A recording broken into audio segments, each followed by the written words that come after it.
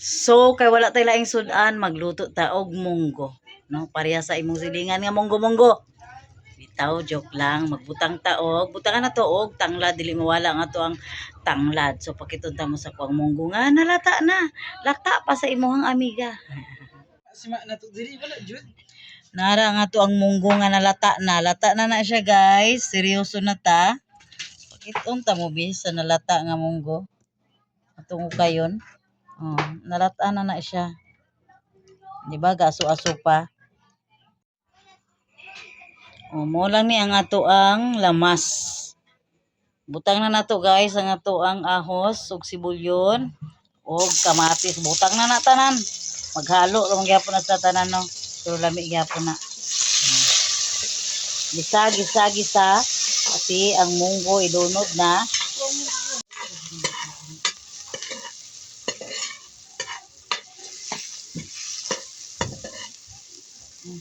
Ayun ko ang itong kayo ha.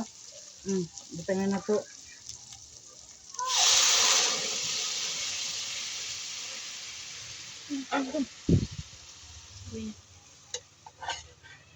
Grabe ang aso.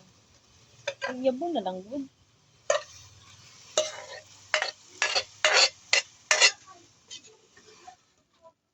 Halo-halo. Walang halong chemical.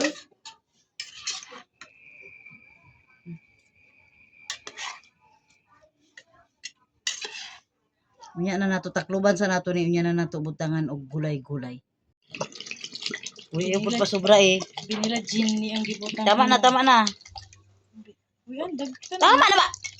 Pagkaman ilunod na nato ang tanglad. Go. Asin. And then ang bitchin.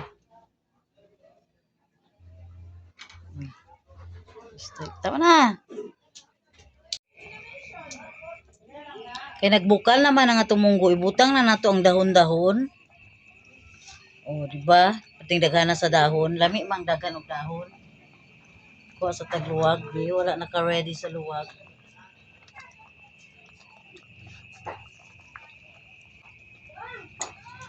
Gusto kay pakita dili.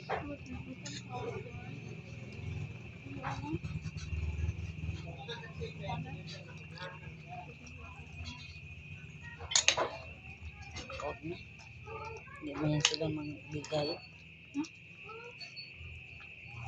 Wow, kalaminat sa tuwang munggo.